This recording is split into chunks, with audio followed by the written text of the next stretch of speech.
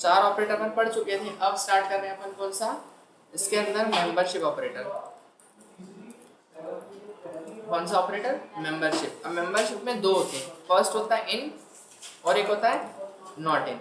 अब ये इन क्या होता है, नॉट इन। इन मतलब क्या होता है कि जैसे आपका दिया गया एलिमेंट आप जो चेक कर रहे हो वो अगर प्रेजेंट है कि नहीं है, वो क्या है, प्रेजेंट है कि नहीं, आपकी लिस्ट के अंदर या स्ट्रिंग के अंदर आप चेक कर रहे हो। जैसे अभी हम यहाँ पर 4 मेंबर है जैसे क्लासेस के, तो अब मैंने बोला कि मुस्कान इस क्लास के मेंबर है कि नहीं, तो वो है तो ट्रू मिलेगा, नहीं है तो फॉल्स मिल जाएगा। अब जैसे सपोज दैट मैंने एक लिस्ट बनाई या एक नेम लिया, मैंने स्ट्रिंग बनी, जैसे यहाँ पर नाम लिखा मैंने क्या, सुमित। क्लियर इतना। अब इस सुमित के अंदर मैं यहाँ पर चेक करना चाह रहा हूँ एम है कि नहीं, तो मैं यहाँ पर क्या करूँगा, प्रिंट किसको चेक कर रहा हूँ मैं यहाँ पर, यू को। यू इन लगाया मैंने, ऑपरेटर मेंबरशिप, नेम। बताइए नेम में यू है कि नहीं, दिखाई दे रहा है। जैसे ही मैं इसको रन करता हूँ आउटपुट क्या आ रहा है मेरा, ट्रू आ रहा है। क्या आ रहा है, ट्रू। लेकिन अगर सपोज दैट मैं यहाँ पर जाता हूँ और इसमें लिख देता हूँ कैपिटल यू इन नेम, अब बताइए ये क्या, नहीं है। तो यहाँ पर मैं जब जाऊँगा रन करूँगा तो क्या देगा मुझे, ये फॉल्स दे देगा। हाँ ट्रू फॉल्स। और अगर मैं आगे यहाँ पर केवल नॉट लगा दूँ, क्या लगा दूँ, नॉट लगा दूँ, तो इससे क्या होगा, you not in name, capital you not in name, हाँ नहीं है कैपिटल यू, तो ये ट्रू देगा। आ रहा क्या समझ में, ये जब नॉट इन नहीं होता एलिमेंट प्रेजेंट तो ट्रू देता है, और इन कब देता है, जब एलिमेंट प्रेजेंट होता है। क्लियर इतना। जैसे अगर सपोज दैट मैंने एक लिस्ट बनी, अभी लिस्ट तो आपको पता नहीं लेकिन क्या होती है, कैसा मतलब, हाँ वो तो लिख सकते बड़ी स्ट्रिंग में से। जैसे अगर सपोज दैट मेरे पास एक स्ट्रिंग है, मैंने str नाम दिया या str1, जैसे स्ट्रिंग 1 नाम दे दिया अपन ने। अब जैसे मैंने लिखा Ram is going to market, ये एक लिखा अपन ने। अब मुझे इसमें गोइंग सर्च करना है कि नहीं, तो मैं यहाँ पर क्या करूँगा, प्रिंट पहले लिखा अपन ने जिसको सर्च करना है going, going in string 1, string 1 में गोइंग है कि नहीं वो चेक कर रहे हैं, तो देखते हैं दिखाई दे रहा है उसके अंदर। क्लियर है। इस तरीके से बड़ी स्ट्रिंग में सब स्ट्रिंग देखना हो, या फिर अगर सपोज दैट मैं इस तरीके से कोई लिस्ट बनाता हूँ, मैं यहाँ पर एक लिस्ट बनाता हूँ, LIS नाम से लिस्ट बना ली मैंने, ठीक है। अब लिस्ट मैंने बनाई तो उसके अंदर लिस्ट को अपन स्क्वायर ब्रैकेट के अंदर आइटम्स डालते हैं। जैसे एप्पल ले लिया मैंने, एक ग्रेप्स ले लिया मैंने, एक ले लिया मैंने मैंगो, इस तरीके से मैंने 3 आइटम लिए। अब मुझे चेक करना है प्रिंट इस लिस्ट के अंदर लिस्ट के अंदर किसको चेक करना है, एप्पल। तो एप्पल इन LIS क्या आएगा, ट्रू आएगा, दिखाई दे रहा है। बट अगर मैं यहाँ पर चलूँ और इस तरीके से लिख दूँ कि ऑरेंज इन LIS, बताइए है कि नहीं, फॉल्स आएगा। तो इन चेक कर रहा है, लेकिन अगर नॉट इन लगा दूंगा मैं आगे तो इससे क्या हो जाएगा, ट्रू हो जाएगा कि orange not in list, list के अंदर नहीं है कि LIS के अंदर, हाँ नहीं है, तो वो बिल्कुल ट्रू देगा। तो ये एलिमेंट को चेक करने के लिए, अब जैसे बड़े डेटा में हम ढूंढेंगे कैसे चीज़ों को, तो फिर ढूंढने के लिए इन ऑपरेटर काम आएगा अपने को कि एलिमेंट प्रेजेंट है या नहीं। क्लियर इतना। सर बताया था कि एक्सेल में काम करने के लिए पाइथन इजी कर देता है। पाइथन अगर आपको एक्सेल आता है तो पाइथन आपके लिए इजी, और अगर पाइथन आता है तो एक्सेल थोड़ा इजी हो जाएगा, क्योंकि थोड़ा बहुत रिलेट करते हैं एक दूसरे को। जिसमें भी वैसे ही फंक्शन अपन यूज़ करते हैं जैसे एक्सेल में अपन यूज़ करते हैं ना फॉर्मूले। क्लियर एकदम, समझ में आ गया। ये तो हो गया मेंबरशिप। अब यहाँ पर अपन बात करें अगर इसकी आइडेंटिटी ऑपरेटर की, आइडेंटिटी ऑपरेटर। अब देखिए आइडेंटिटी ऑपरेटर क्या करता है, यहाँ पर भी दो होते हैं, एक होता है इज, एक कौन सा होता है, इज नॉट, ये दो हैं। तो इसको हम क्या करेंगे, इज और इज नॉट। तो सबसे पहले आइडेंटिटी मतलब ये एक्चुअली आइडेंटिटी ऑपरेटर, जैसे अब मैं यहाँ पर एक नेम ले रहा हूँ और नेम लिया मैंने क्या, एक रोहन। अब बताइए कि जो रोहन है ये एक स्ट्रिंग है, आपको पता है, तो मैं इसका टाइप चेक करूंगा कि रोहन का टाइप क्या है। और अगर जो मैं टाइप चेक कर रहा हूँ वो मेरे टाइप से दिए गए टाइप से मैच हो रहा है तो ये ट्रू देगा, नहीं तो क्या देगा, फॉल्स देगा। तो मैं यहाँ पर चेक कर रहा हूँ कि प्रिंट लाइक मैंने इस तरीके से लिखा टाइप ऑफ नेम। अब नेम का टाइप क्या आएगा देखिए, टाइप एक फंक्शन है जो कि क्या रिटर्न करेगा, इस नेम का टाइप रिटर्न करेगा। जैसे इंट फंक्शन क्या करता है, स्ट्रिंग को कन्वर्ट कर देता है इंट में, डेसिमल को कन्वर्ट कर देता है इंट में, वैसे टाइप फंक्शन क्या करेगा, ये एक फंक्शन है जो बताएगा कि आपके डेटा का टाइप क्या है। तो मैंने बोला टाइप ऑफ नेम प्रिंट करें, तो आपको दिख ही रहा है वो एक स्ट्रिंग है, तो क्या आएगा क्लास की str, क्या आ रहा है क्लास str, मतलब एक स्ट्रिंग है। लेकिन अगर मैं स्ट्रिंग को हटा के यहाँ पर एक नंबर कर दूं तो क्या हो जाएगा, इंटीजर दिखाएगा, दिखा रहे। अगर मैं इसको हटा के यहाँ पर पॉइंट लगा दूं तो इसका टाइप फ्लॉट हो जाएगा। क्लियर है इतना, ये तो सभी को पता है। लेकिन मुझे चेक ये करना है कि क्या मैंने जो नेम का टाइप दिया है इज इंट, क्या है बताइए, एक इंट है, बताइए ट्रू आएगा या फॉल्स आएगा, ट्रू आएगा ना, ऐसा फॉल्स आएगा, डेसिमल लिया, ओके ओके। तो ये हम चेक कर रहे हैं type of name is int, क्या नेम का टाइप एक इंटीजर है क्या, नहीं है, नहीं है, तो वो क्या देगा, फॉल्स दे देगा। तो ये इस तरीके से देता है। और अगर मैं सपोज दैट यहाँ पर चलता हूँ, इसमें मैंने लिख दिया नॉट, सॉरी इज नॉट लिख दिया, तो type of name is not int, हाँ नहीं है क्योंकि वह डेसिमल है, इंट का उसका टाइप। अगर मैं यहाँ पर एक स्ट्रिंग ले रहा हूँ, जैसे मैंने यहाँ पर लिया स्ट्रिंग नेम राम, अब लिखा मैंने प्रिंट टाइप ऑफ, इसका टाइप निकाल रहे हैं अपन, मान लीजिए इस नेम का ही इज str, क्या आएगा बताइए, ट्रू आ जाएगा क्योंकि इसका टाइप क्या है, एक स्ट्रिंग। अलग अलग है टाइप, दोनों अलग अलग है, समझ में आया। तो मैंने बताया था कि वो जो कल अपन ने 4 पढ़े सबसे ज्यादा यूज होंगे, इनका इतना ज्यादा कोई यूज है नहीं पाइथन के अंदर, क्लियर इतना। बाकी फिर भी नॉलेज में होना चाहिए कि कभी अपने को चेक करना हो तो आप इस तरीके से यूज कर सकते हैं, ठीक है। अब बात करते हैं अपन इसके अंदर हमारे चैप्टर की जो सबसे इंपॉर्टेंट है, कंट्रोल स्टेटमेंट्स। क्या है, कंट्रोल स्टेटमेंट्स क्या होते हैं। अब कंट्रोल स्टेटमेंट क्या होते हैं, अ statement which control flow of execution of program, a statement which control flow of execution of program, मतलब वो स्टेटमेंट जो प्रोग्राम के फ्लो ऑफ एग्जीक्यूशन को क्या करते हैं, कंट्रोल करते हैं। अब आपको एक चीज पता है, हमने अभी तक ये देखा कि पाइथन के अंदर जितने भी हम स्टेटमेंट्स लिखते हैं, जैसे जो भी हमने स्टेटमेंट्स लिखे हैं इस तरीके से लिखते हैं अपन, लाइन बाय लाइन, सारे एक के नीचे, और वो एग्जीक्यूट कैसे होते हैं आपको पता है, पहले पहली लाइन एग्जीक्यूट होगी, फिर दूसरी, फिर तीसरी, फिर चौथी। ऐसा हुआ क्या कभी कि पहली लाइन चल गई और उसके बाद सीधा आखिरी वाली चली हो, नहीं। ऑब्वियसली कि प्रोग्रामिंग का जो फ्लो है वो कैसा होता है हमारा, लाइन बाय लाइन, कैसा होता है, लाइन बाय लाइन। बट अब हमको यही करना है कि प्रोग्रामिंग का जो फ्लो है वो यूजर के कंट्रोल में लेना है कि उसको कौन सी लाइन को कब एग्जीक्यूट करना है, हमने कौन सी लाइन को कब एग्जीक्यूट करना है, तो उसके लिए हम यूज करते हैं किसका, कंट्रोल स्टेटमेंट। क्लियर इतना। तो कौन सी लाइन कब एग्जीक्यूट होगी इसके लिए हम किसका यूज करेंगे, कंट्रोल स्टेटमेंट का यूज करेंगे, कि हमको कितनी बार एग्जीक्यूट करना है किस लाइन को और कब एग्जीक्यूट करना है। अरे समझ में चाह रहा हूँ कि अगर मान लीजिए मेरी यहाँ पर कोई दी गई कंडीशन है इस लाइन में, और अगर ये कंडीशन ट्रू हो तो ये वाली लाइन चलनी चाहिए, केवल ये वाली, लेकिन अगर ये कंडीशन फॉल्स है यहाँ की तो इसकी अगली वाली लाइन चलनी चाहिए। आ रहा समझ में, मतलब किसी कंडीशन पर ये लाइन चले और किसी कंडीशन पर ये लाइन चले, मतलब सभी नहीं चले। तो प्रोग्राम का फ्लो यूजर को कंट्रोल में लेना है, कब कौन सी लाइन को एग्जीक्यूट करना है। और मैं बोलूँ कि ये लाइन जो है, ये नीचे की 3 लाइन, ये 3 लाइन मुझे 5 बार चलानी है, 10 बार चलानी है, 50 बार चलानी है, 1000 बार हो सकता है।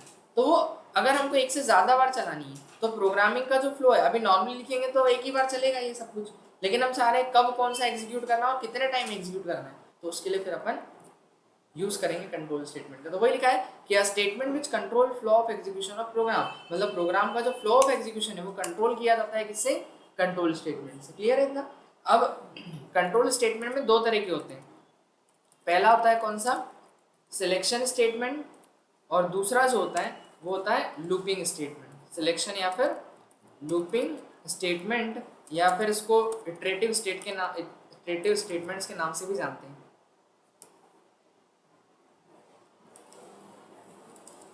ठीक है, ये कितने हैं, 2 हैं, इटरेटिव स्टेटमेंट और लूपिंग स्टेटमेंट। क्लियर इतना। फर्स्ट और ये क्या हो गया अपना सेकंड, और ये है क्या दोनों के दोनों, ये है type of control statement, type of control statement. इतना क्लियर है। अब बात करें हम इफ के सिलेक्शन के अंदर कौन कौन से पढ़ने। सिलेक्शन का मतलब क्या होता है, सिलेक्ट करना, कि अगर आपके 10 स्टेटमेंट लिखे हैं तो आपको कौन कौन से चलाने हैं, वो सिलेक्शन स्टेटमेंट बताएगा आपको। तो पहला इसे पढ़ेंगे अपन इफ, दूसरा पढ़ेंगे अपन इसके अंदर इफ एल्स, तीसरा अपन पढ़ेंगे इसके अंदर इफ एलिफ एल्स, फिर एक पढ़ेंगे अपन लेडर इफ, और एक पढ़ेंगे अपन इसके अंदर नेस्टेड इफ। ये आपको पढ़ना है, इतने क्लियर है। और इसके बाद फिर लूप के अंदर आपको पढ़ना है 2 लूप, पहला होगा कौन सा व्हाइल, और दूसरा होगा फोर। इतना क्लियर है, समझ में आ गया। तो ये पढ़ने अपने को। तो पहले से अपन शुरुआत करते हैं, चलिए कौन से स्टेटमेंट से, फर्स्ट वाले से, इफ से। तो इफ क्या होता है आपको सभी को पता है, इफ का मतलब हिंदी में क्या होता है, इफ का मतलब यदि होता है ना, यदि या बोलते हैं ना अगर, ये हिंदी में लिख दिया मैंने इस तरीके से इफ का मीनिंग। अब यदि अपन कब लगाते हैं, हाँ जब हमारे पास क्या होती है कोई कंडीशन होती है, तो अपन क्या लगाते हैं उसके अंदर, इफ लगाते हैं। तो इफ कब लगाते हैं कि यदि हमारी दी गई कंडीशन ट्रू है तो हमको कौन सा स्टेटमेंट एग्जीक्यूट करना है। अब चलिए मैं अभी यहाँ पर आपको कुछ स्टेटमेंट लिख के बताता हूँ। मैंने लिखा हेलो, फिर एक लिखा मैंने गुड मॉर्निंग, और एक कर दिया मैंने प्रिंट बाय। ठीक है। अब चलिए हम या तो एक बार में हेलो बोलेंगे, या गुड मॉर्निंग बोलेंगे, या बाय बोलेंगे। या चलिए इस तरीके से लेता हूँ मैं, गुड मॉर्निंग हो गया एक अपना स्टेटमेंट, एक हो गया प्रिंट गुड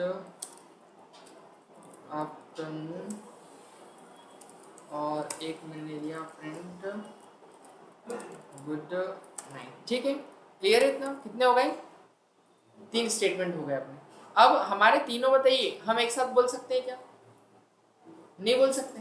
या तो हम ये वाला या फिर ये वाला या फिर ये वाला चलाएंगे ना, लेकिन अभी मैं रन करूंगा तो क्या होगा, तीनों चलेंगे। पर हम चाह रहे हैं कि नहीं, पहले या तो गुड मॉर्निंग चले या गुड आफ्टरनून चले या फिर गुड नाइट। तो यहाँ पर बात क्या है, कंडीशन, कि यदि हम बोलेंगे ना कि यदि मेरा जैसे 8 से 12 का समय हो तो मैं क्या बोल दूंगा, गुड मॉर्निंग बोलूंगा। 6 से 12 का समय हो तो गुड मॉर्निंग बोलूंगा।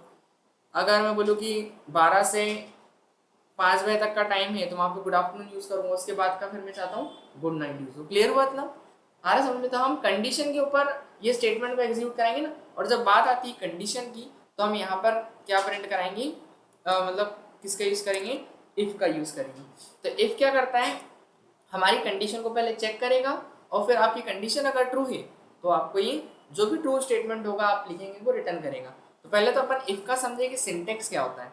तो देखिए इफ़ के बेसिकली 2 सिंटेक्सेस होते हैं, वो हमको समझना है किस तरीके से। आपको पहली चीज़ तो इफ़ लगाना है, इफ़ के अंदर फिर आपको क्या देना है, अपनी कंडीशन देनी है, और कंडीशन के बाद फिर क्या लगाना है, आपको कॉलन लगाना है। इतना क्लियर है।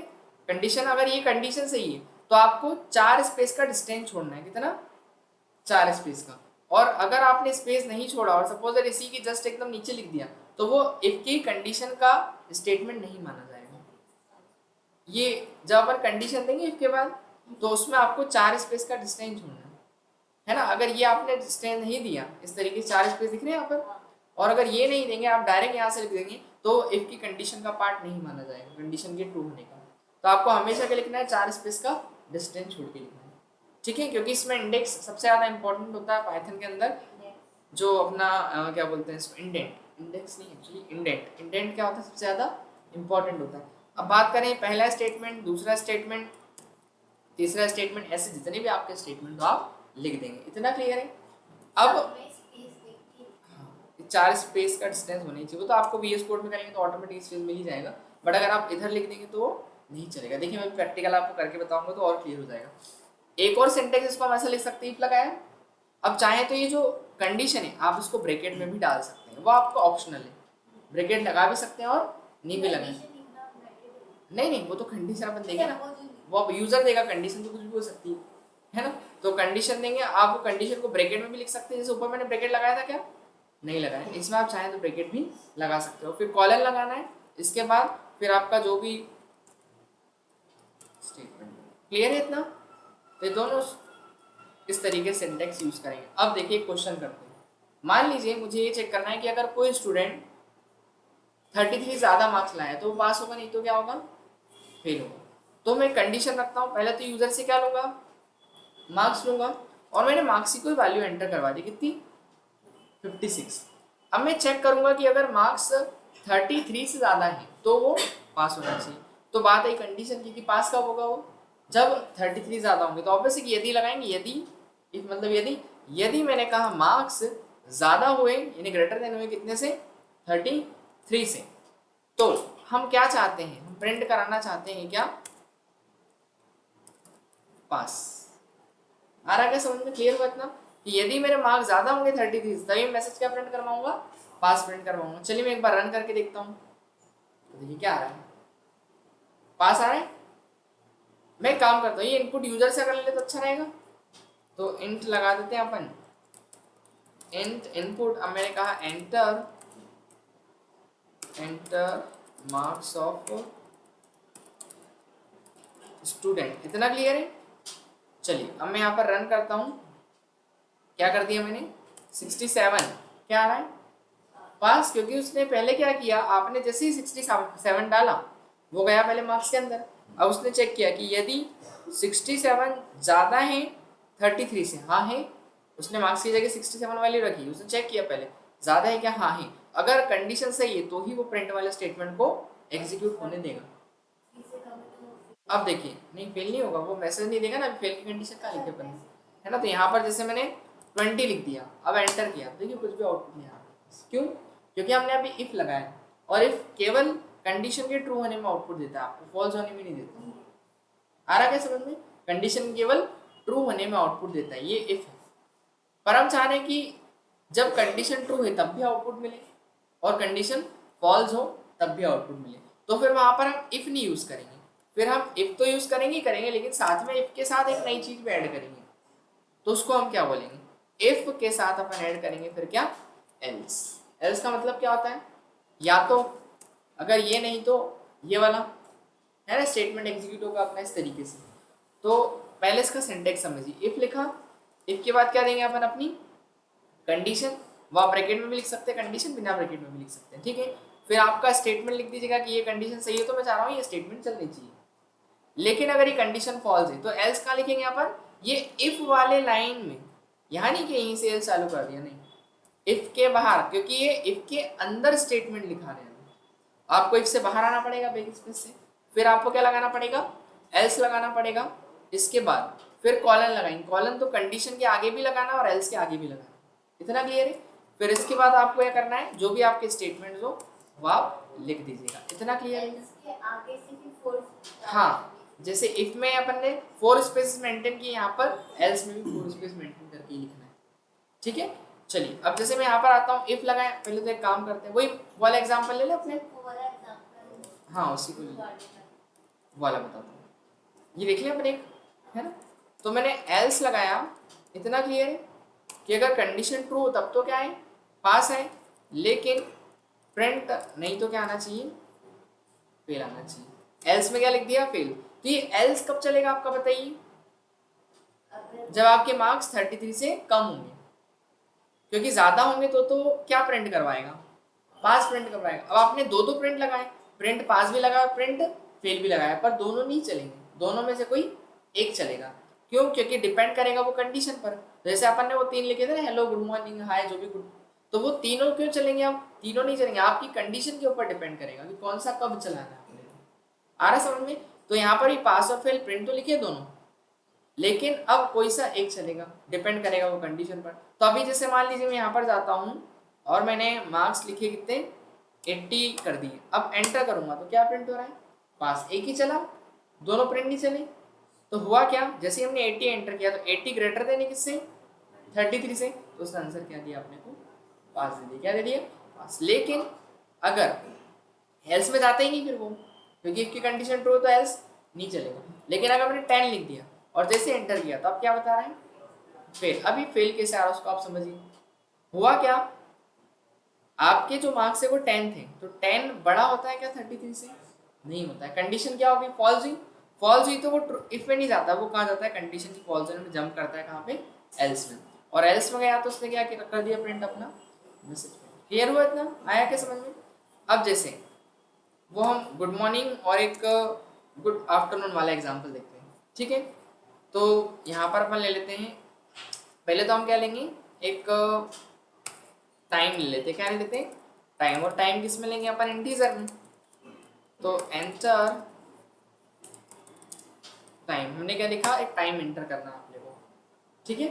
फिर इसके बाद अब वो जो टाइम है हमारा, यदि मैंने कहा इफ की यदि टाइम की वैल्यू, जो टाइम है वो अगर सुबह 6 बजे से 12 बजे के क्या हो, बीच हो, 6 से 12 के बीच, तो वहां पर क्या आना चाहिए, गुड मॉर्निंग आना चाहिए। तो मैं लिखूंगा टाइम अगर ग्रेटर देन है किससे, 6 से, या बराबर भी चाहिए ना, 6 से बराबर और 6 से बड़ा, नहीं बड़े का साइन है ना, साइन किसका है, बड़े का। मतलब टाइम हमारा बड़ा होना चाहिए या बराबर होना चाहिए, बड़ा मतलब ज्यादा होना चाहिए, बराबर होना चाहिए 6 से। एंड दूसरी कंडीशन भी मर्ज करनी है ना, 12 से कम तक लेना आपने को। तो हम यहाँ पर फिर कौन सा ऑपरेटर लगाएंगे, एंड ऑपरेटर। पता है पढ़ा था अपन ने, एंड कब काम करता है अपना, कि जब दोनों कंडीशन क्या हो, ट्रू हो, मर्ज करना हो अपने को। तो दूसरी कंडीशन ये कि टाइम मेरा अगर कम या बराबर है किससे, 12 से। ये हो गई मेरी दो कंडीशन। आ रहा क्या समझ में?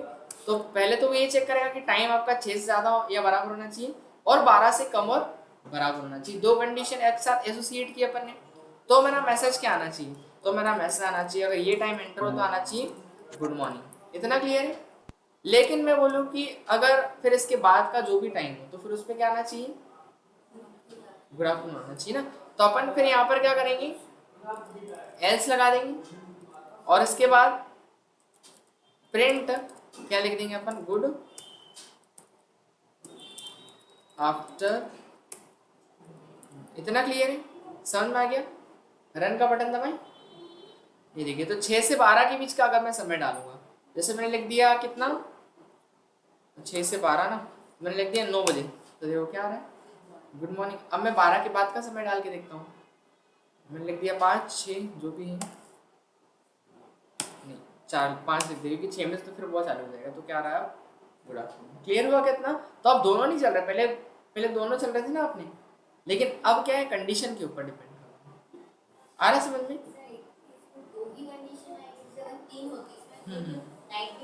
गुड नाइट के लिए फिर अपने को एक और कंडीशन बनानी पड़ेगी।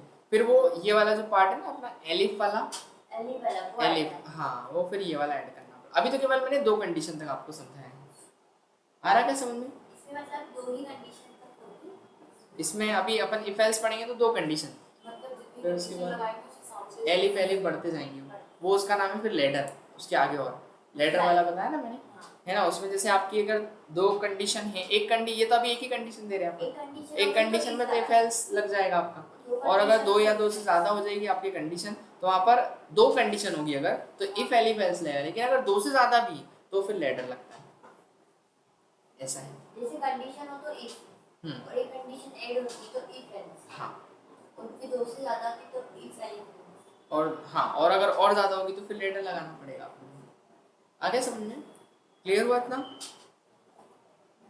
चलिए, तो ये तो हो गई बात किसकी, इफ एल्स की। अब मैं आपको कुछ क्वेश्चन दूं करने के लिए, ट्राई करेंगे इफ एल्स की। देखिए, एक आपको एज का क्राइटेरिया दे रहा हूं मैं, कि अगर किसी पर्सन की एज ज्यादा है, अगर कितनी, 18 से, कितनी है, 18 से ज्यादा है, तो मैसेज क्या आना चाहिए, एलिजिबल टू वोट।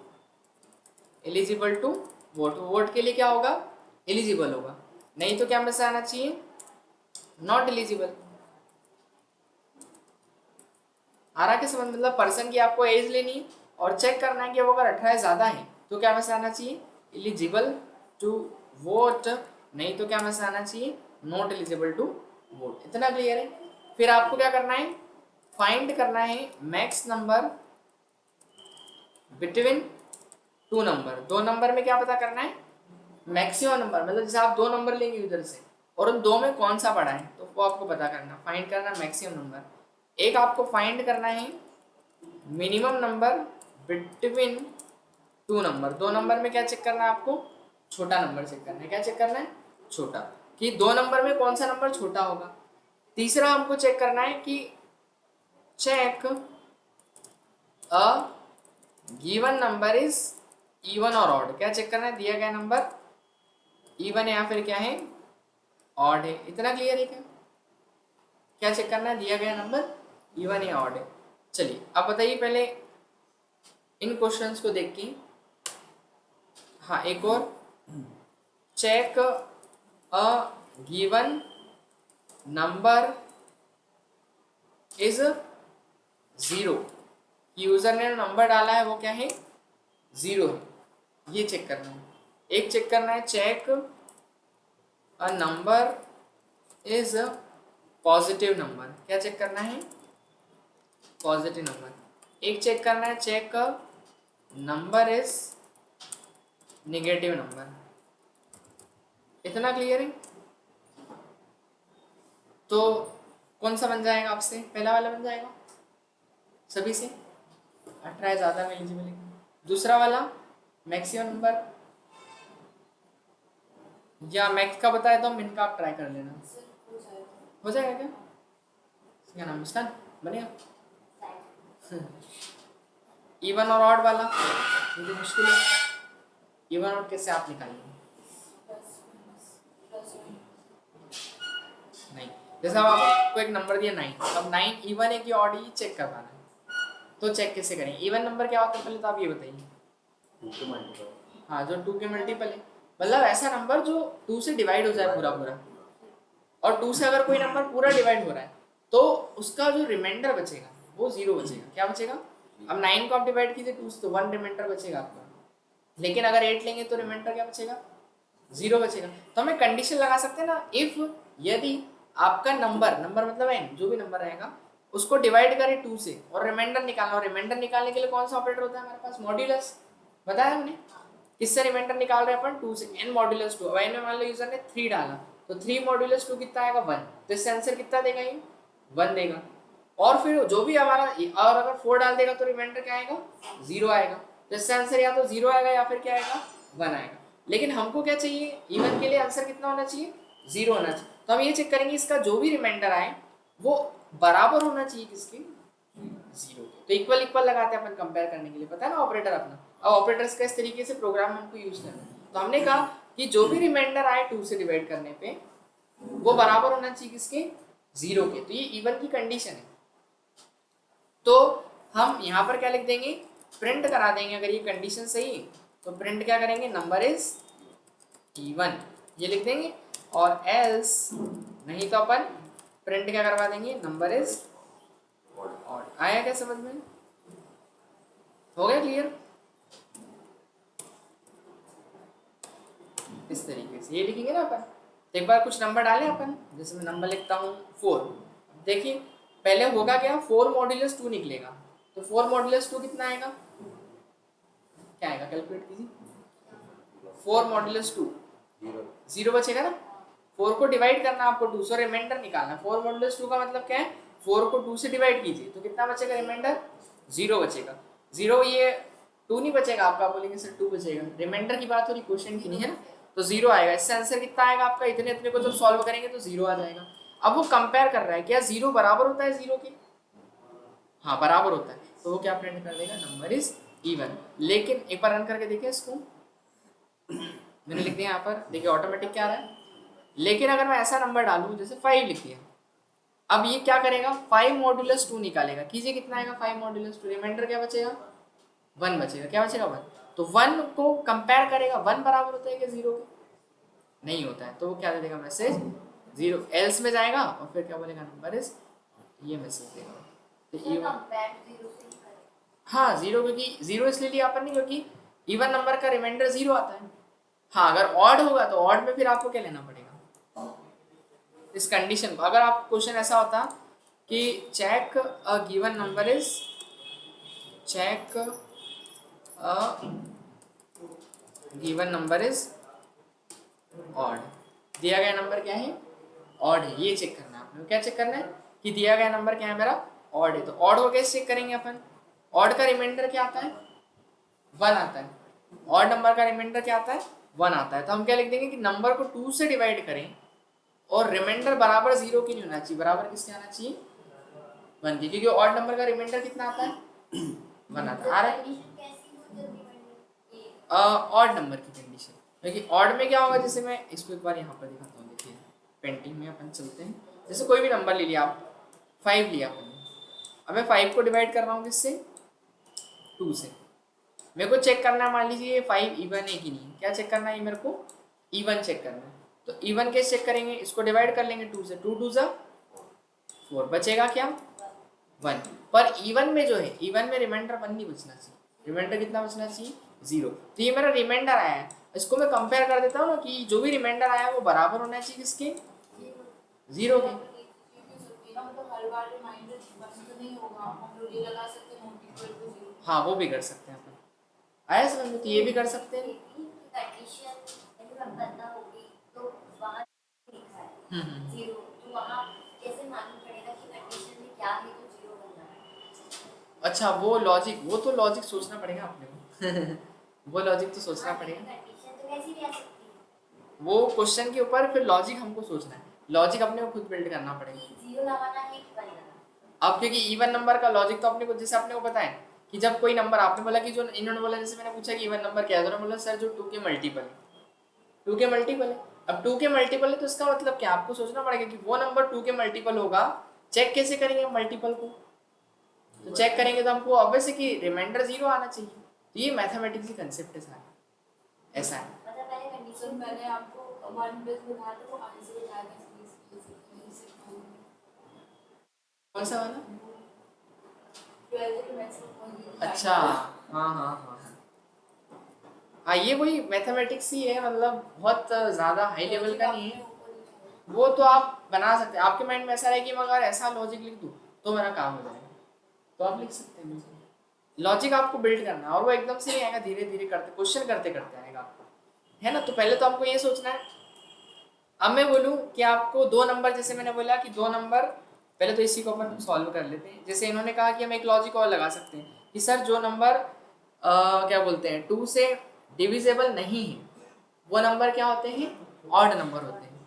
तो एक नॉट इक्वल टू भी तो लगा सकते हैं अपन यहाँ पर, जैसे जो भी नंबर लिया, मैंने कुछ भी लिया 4, तो मैंने एक ये भी तो लगा सकता हूँ ना, इफ नंबर का पहले तो रिमाइंडर निकाला जाए 2 से, लेकिन वो नॉट इक्वल आना चाहिए किसके? 0 के, 0 के बराबर नहीं होना चाहिए। और अगर किसी नंबर का रिमाइंडर 0 के बराबर नहीं आ रहा है तो वो ऑड नंबर होता है, क्योंकि इवन नंबर का तो क्या होता है? 0 के बराबर आता है। तो हमने इसमें कंडीशन लगाई थी कि नंबर का रिमाइंडर बराबर होना चाहिए 0 के, तो वो ऑड है। लेकिन मैंने वही लिख दिया कि नंबर का रिमाइंडर 2 से डिवाइड करने पे 1 आना है, तो भी वो ऑड है, तो ऑड है। आ रहा समझ में? लेकिन उन्होंने कहा कि सर ऐसा भी तो लिख सकते हैं कि 2 से डिवाइड होने पे रिमाइंडर 0 नहीं आना चाहिए, और जिसमें रिमाइंडर 0 नहीं आ रहा है वो नंबर कौन से होंगे हमारे? वो नंबर ऑड नंबर होंगे। तो ये भी एक लॉजिक हो सकता है, तो लॉजिक आप खुद बिल्ड कर सकते हैं। आ रहा कैसे? जैसे मैथ्स यही तो है, मैथ्स में आपने पता होगा अपन ने स्कूल में जब पढ़ते तो हुआ क्या करता था हमारे साथ में, अब अपन किसी मेथड से कर रहे हैं, हमारा साथ वाला कोई और मेथड से करता है, सर हमारी कोई दूसरी मेथड से बता रहे हैं। तो मैथ्स में ये कि आप मेन अपने को आउटपुट लाना है, कि कुल मिला के लाना क्या अपने को? आउटपुट। और आउटपुट लाने के लिए करना क्या पड़ेगा अपने को?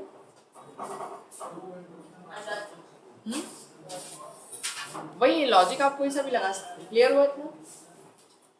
यहाँ पर अपन क्या कर देंगे? नंबर इज ऑड और एल्स फिर क्या लिख देंगे अपन? Number is. हो गया क्लियर?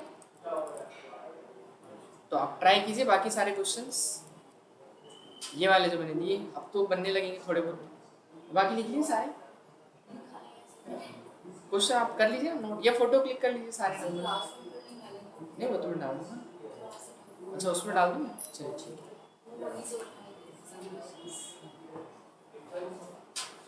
1 मिनट।